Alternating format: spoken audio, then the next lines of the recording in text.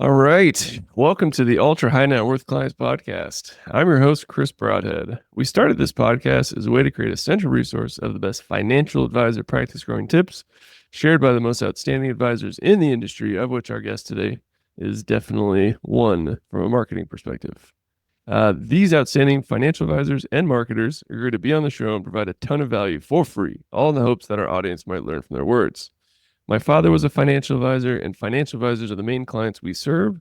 So my marketing agency's mission is to help every financial advisor grow their business in an effort to help the world become more financially secure.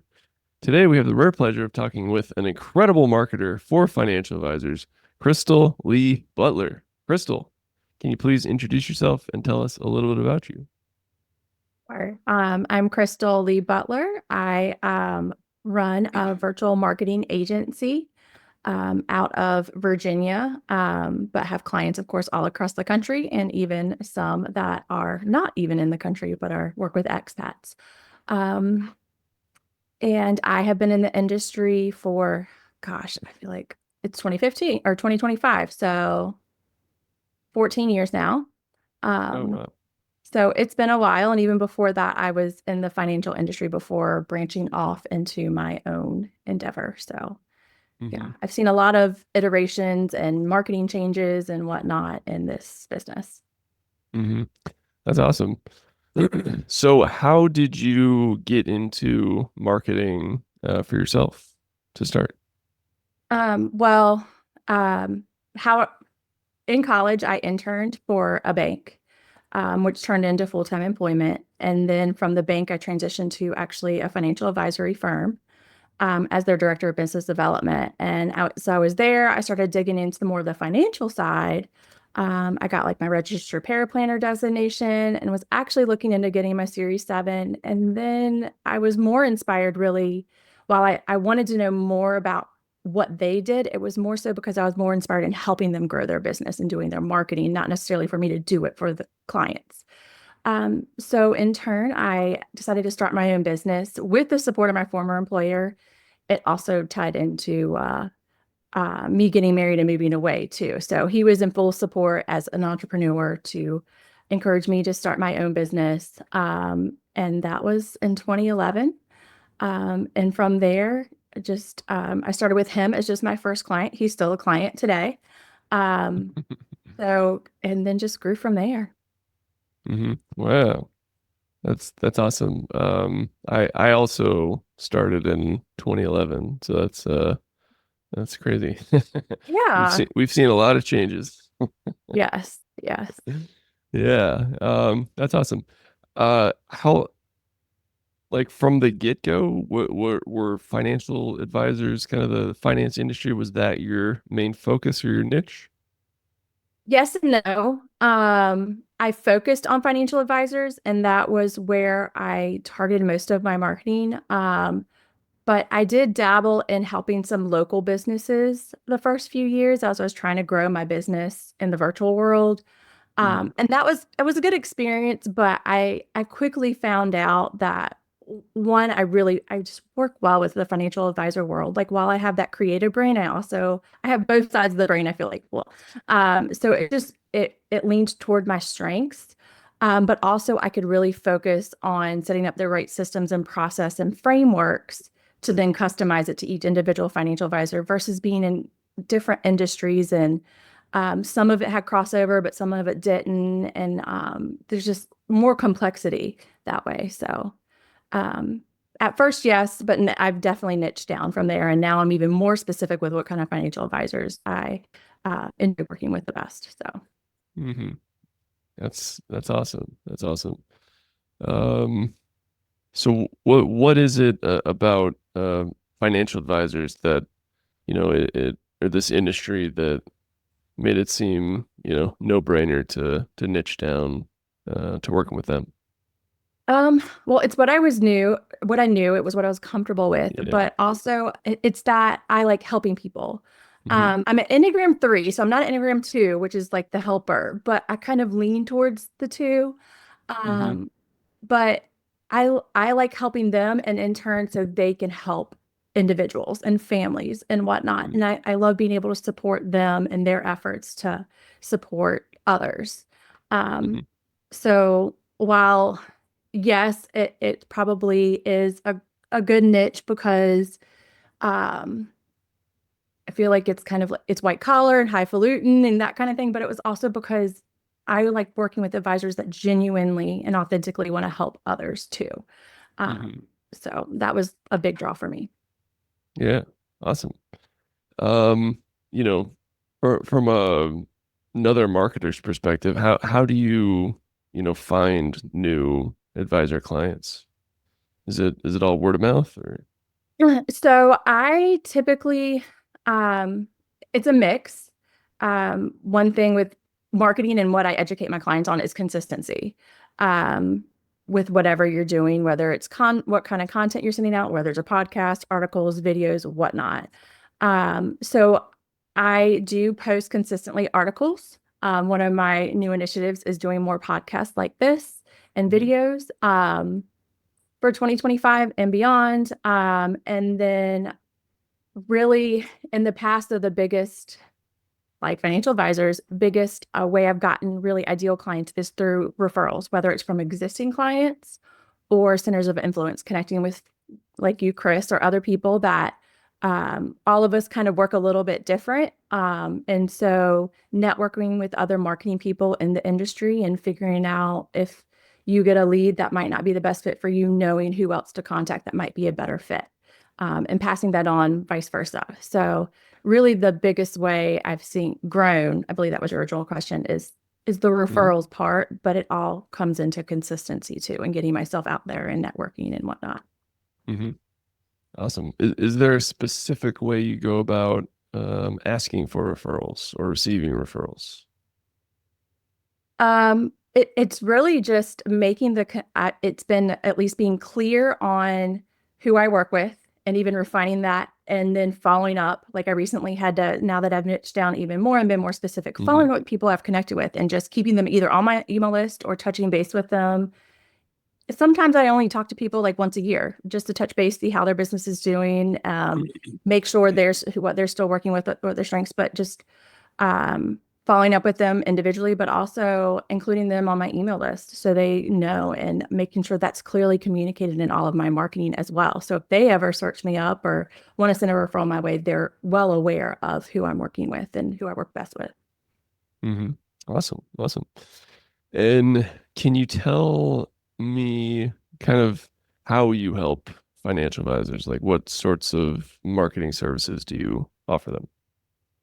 So we work with really solo financial advisors up to probably two or three advisors, the smaller financial firms.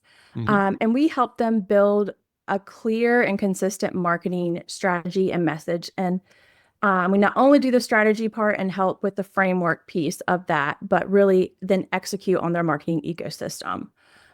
We help with the content, the email marketing, um, looking at metrics, social media marketing, and making sure everything's working together in their marketing ecosystem.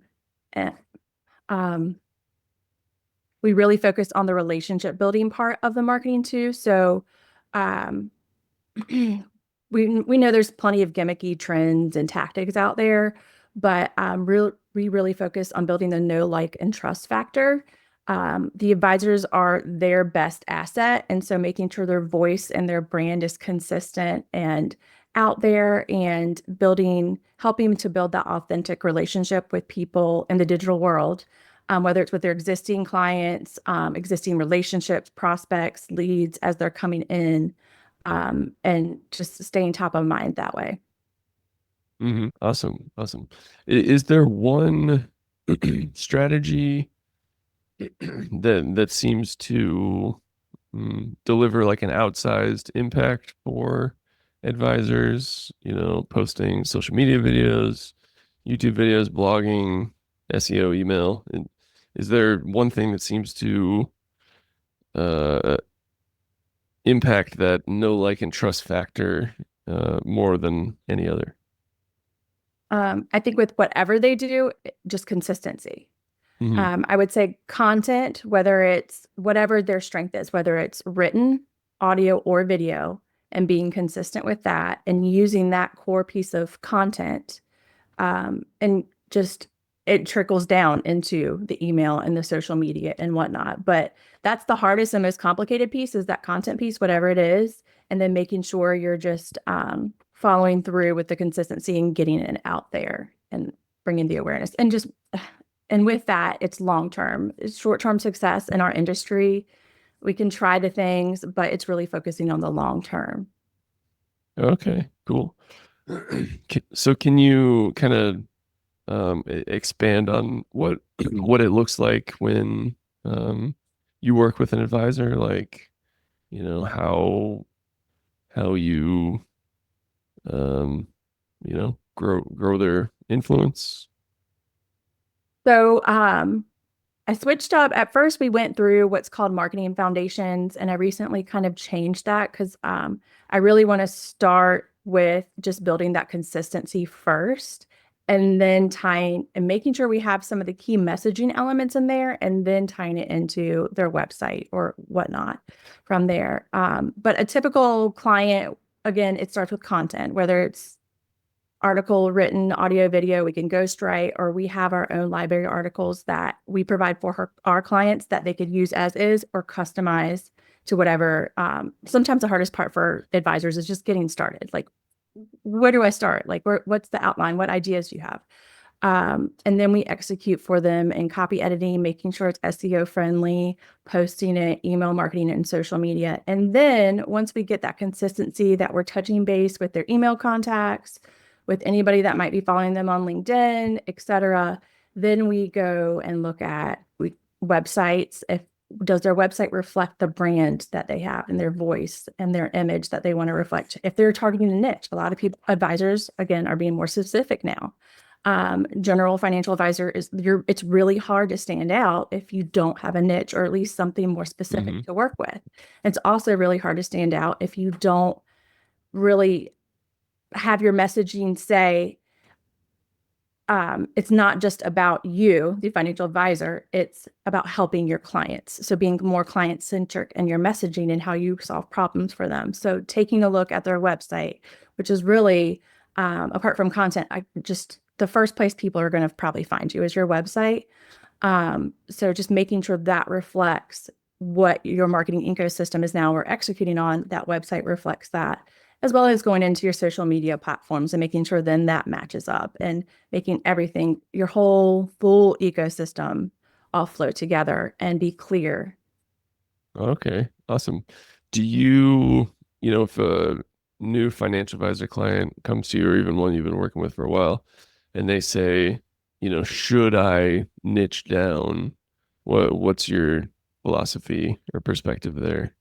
I think it depends on their goals. If they Mhm. are still trying to build a business and are in a growth mode, and they're struggling to really get referrals in or get new clients, and they want something different, and um, oh, sorry, let me back up. Okay, so it depends. Goals for sure. Like I have a client who's probably 10 years out from retirement. He's just more so, I need to delegate this. Like, I know I need to do marketing. I want to be consistent. He's more of a general, he doesn't specialize, but he knows he needs that marketing element. I don't think he needs to niche. He's doing well. He's getting consistent referrals from existing clients. He's not seeking any super growth mode, so he's good with just not niching and just us helping him with his marketing as is. But let's say I had a client who recently built a great business. He's a little bit younger, probably 20 years younger. And he's noticed that a lot of the new clients he's attracting are what's the retire early movement? What's Oh, fire? the fire movement, like are that, but he doesn't want to use that terminology, but like are kind of a part of that movement. Like they were white collar, make a lot of money when they're younger, but then get burnt out, want to retire early and kind of semi-retire and have like a next iteration of their life. And he's noticing, hey, I'm going to niche down to that because this is who we're already attracting, but let's be more specific and see how we can really gain a lot more traction with this. And they're in a growth mode. He added a new advisor to his firm in the last couple of years to help with that. So yes, for him, that makes total sense to really refine who he's working with and niche down even more. and go from there. Okay, awesome. Um, would you say, because it sounds like you have a very specific niche within a very specific niche. Do most of your clients, did they focus on similar niches? Um, I would say I have probably half and half that are niche specific and half that are Mhm. not niche specific. But Okay. none of the people that are, or the advisors that are niche specific are super similar or exact. Hmm. Um, Especially because, well, we also don't take clients that are in this same radius. Of course, that Mm. depends on if you're in New York City. Of course, we've had multiple clients in New York City because it's New York City. But like, Yeah, yeah. I'm not going to have the same client in, Franklin, Tennessee or something, even that, like, Hmm. um, so while there is a digital aspect, there is still like a local aspect to some of our clients too. Um, so, but nobody's exactly like that also. And we prefer to stay small, just like we like to work with small financial advisors. We only aim to work with 15 to 20 advisory firms at a time. Hmm. We're all about, of course, us building relationships with our clients too and building that know, like, and trust factor with them. So, Hmm. Awesome. Awesome. Any notable niches or any favorite niches? And then any fun or specific ways of engaging with those niches that you found? um, good question. Thank you. I wasn't quite prepared for that one. I like the ones that I can relate to more, like Hmm. targeting women specifically, or especially head of household women. We have a woman financial advisor that targets head of household women, and Hmm. that was fun because we can relate to it more. And my ghostwriters on my team are also similar, so that really resonates with us. But then it's also Hmm. interesting to dig in niches that you're not even as familiar with. Um, and just to learn more because I love to learn and expand. And while, of course, I know this world very well, it's fun to even learn something new every day and learn a new aspect or angle. And with niche specific marketing, I think you had a follow-up question. What was your follow-up question? Or it was like How you engage those niches or get on their radar. the best ways through content and getting it either having those advisors get featured in different, whether it's on a podcast, an audio, a video, or featured in a publication. Publications have probably been the biggest ones. Having articles featured or being Hmm. interviewed in some sort of digital publication has been the biggest win for niche clients. Hmm. Okay. Is there, for our advisors who are listening to this episode right now, are there any tips or tricks for getting yourself or an advisor in your practice featured in an article? So I would say the biggest, don't think so big, like don't think Forbes. Think where, if I work with, for example, tech founders, Hmm. where do they go? So think smaller in a sense. Where did they go to get information? And they're going to go to the bigger ones, but those are harder to get into. There's a lot more people up there, whatnot. But what industry publications can you get into that really are more in your wheelhouse that have a lower barrier to entry and then have less noise in them? That makes sense. Hmm. Yeah, yeah, that makes a lot of sense. And do you guys actually offer that kind of PR service to clients? Um, Most of our niche clients have come in already with some sort of connection and or yes, we've submitted publications. Um, but some of our niche clients are actually a part of another program that provides some of the strategy. I don't know if you're familiar with Kristen Luke with Kaleido Creative.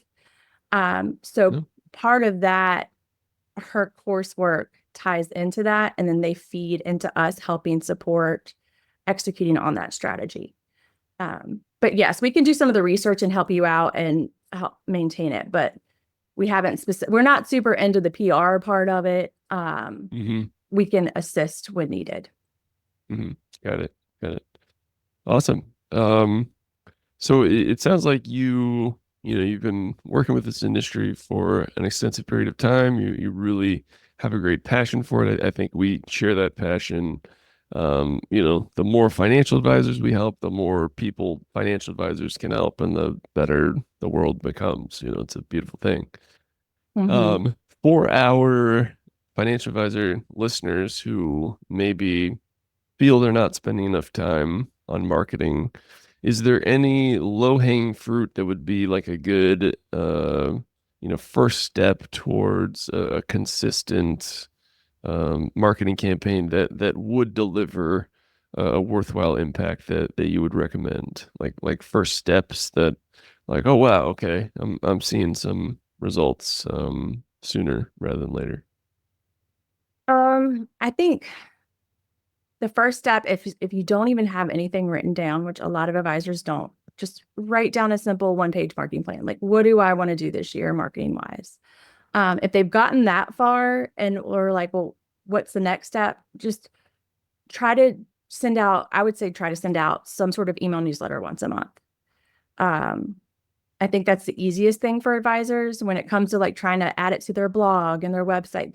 That's when sometimes it gets over their heads and they need to outsource it. But usually Hmm. some sort of email communication at least once a month will get them at least being consistent, at least, and them thinking and communicating more and building that know, like, and trust factor with their existing list, whatever that entails. Hmm.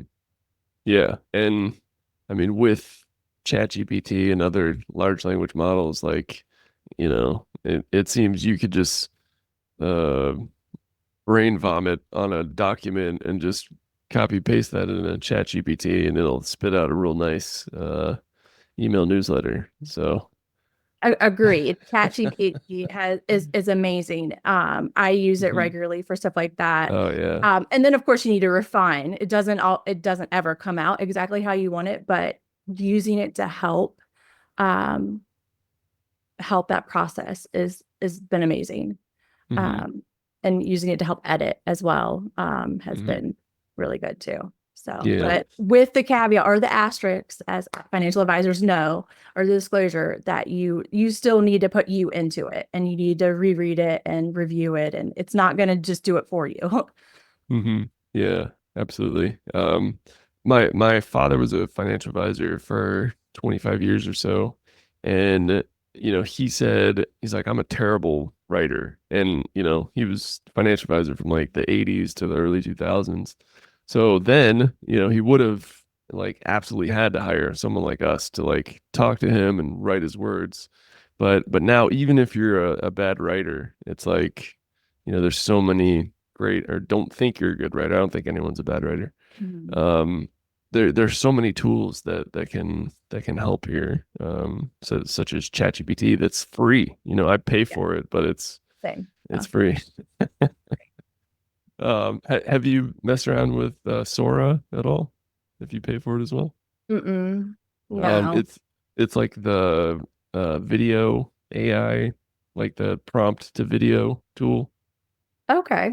Yeah, I think it's included if you pay for ChatGPT. It just came Okay. out like 2 weeks ago. Okay. Yeah. No, haven't. Yeah.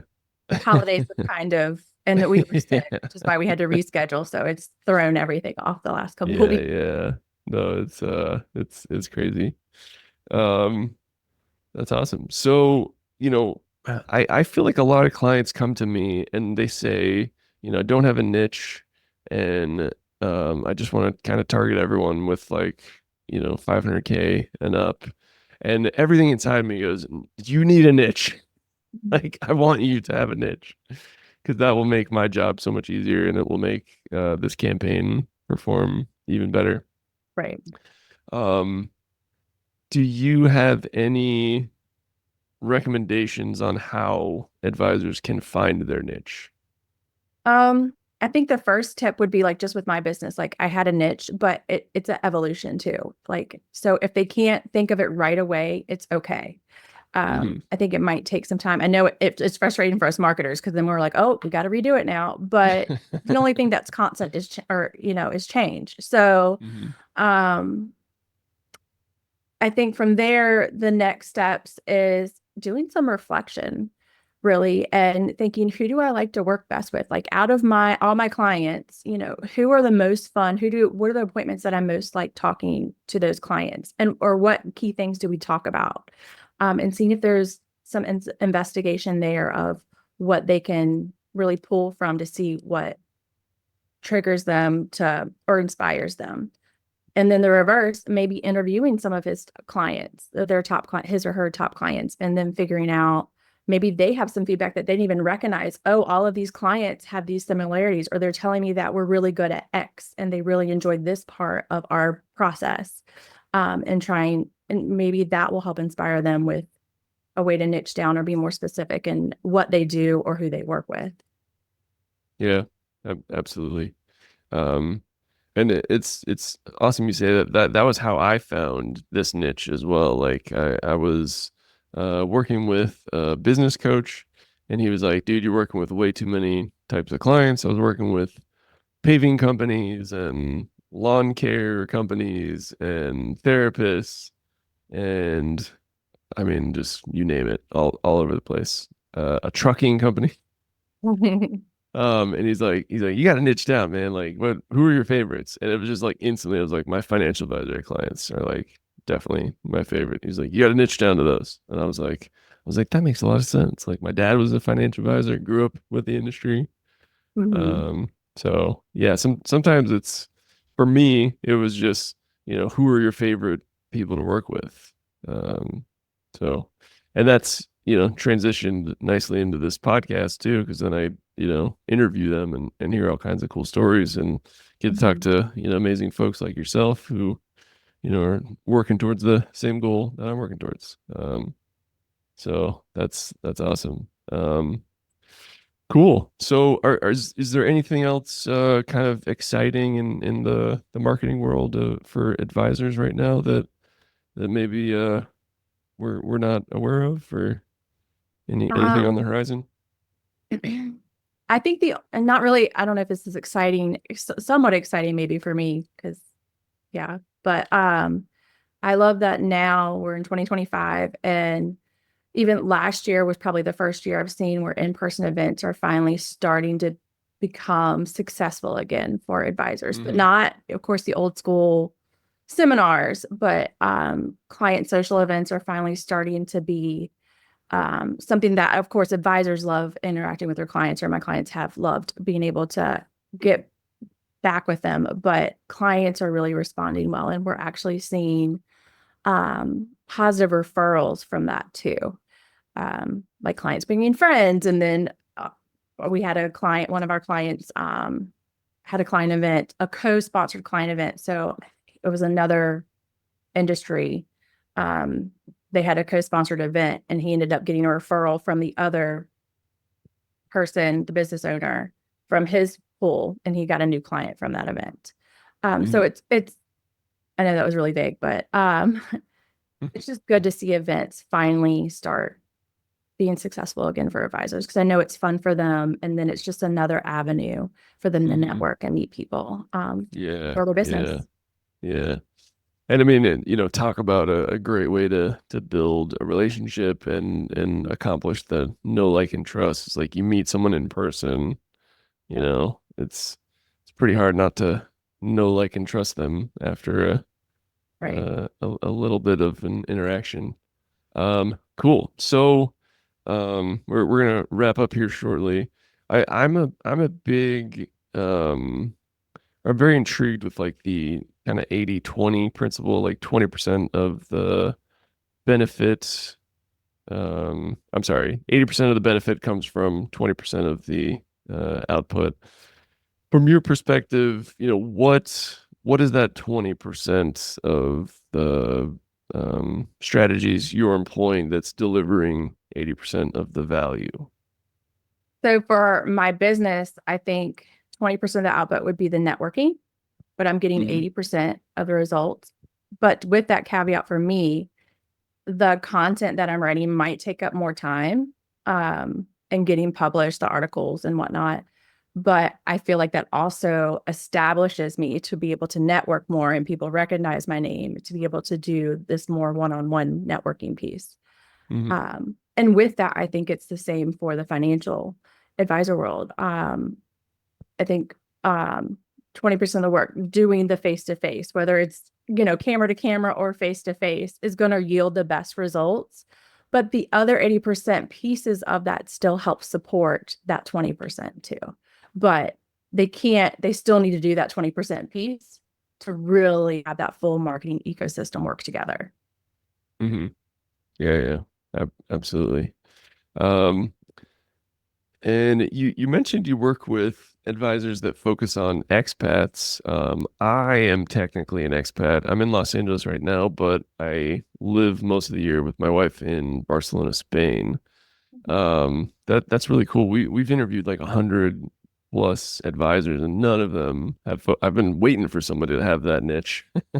I'll connect you. I'll send you their information when we're done so you can Yeah. reach out. Um, I'm curious, uh, what, I certainly am an expat, so I have a perspective here, but like, what engages expats to work with an advisor? Like what helps, get the expat motivated to want to talk to the advisor? Um, I think they have this particular client has had just a long-standing relationship. They've built their business, I think, for over 20 years. They're actually in the process of selling their business, Hmm. um, or transitioning it at least a little bit. But they've built through content over the last couple of decades um, that SEO aspect and Hmm. built establish a reputation through their like just establish that reputation with that consistency over the last, I think it's been like 2 decades at least. Um, and that's really been the standout for them, and that it's just they're consistently getting leads and don't really need to market besides the fundamentals and the consistency of what they've already established within themselves. Hmm. So that's a true testament to the time old strategy and how really in the long term their success. Um, That's awesome. That's awesome. Um, yeah, I know a lot of expats as well. So I should probably be friends with that person.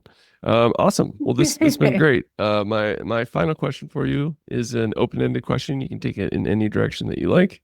And that question is, what are you working towards?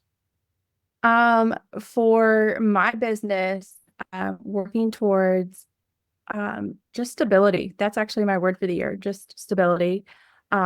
Really ties into the consistency word, but I'm tired of using consistency over and over again. But just staying even keel, growing the business very slowly, but with very intentional efforts.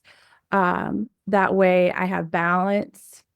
I use balance because it's another one of those words that's always said. If family and business, like personal and professional, and keeping that everything stable and even keel as best as possible.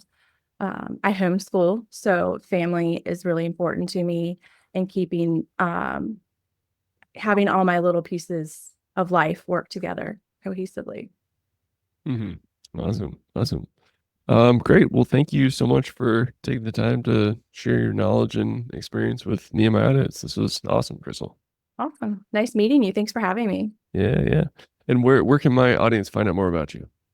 They can find me on LinkedIn, Crystal Lee Butler, and then they are also welcome to email me directly at Crystal, Crystal, at crystalmarketingsolutions.com, or on my website, crystalmarketingsolutions.com. Awesome. And we will link that in the show notes. Crystal, this was awesome. To all our listeners out there, thank you so much for tuning in and keep on growing out there, everybody. See ya. Sure. Thank you.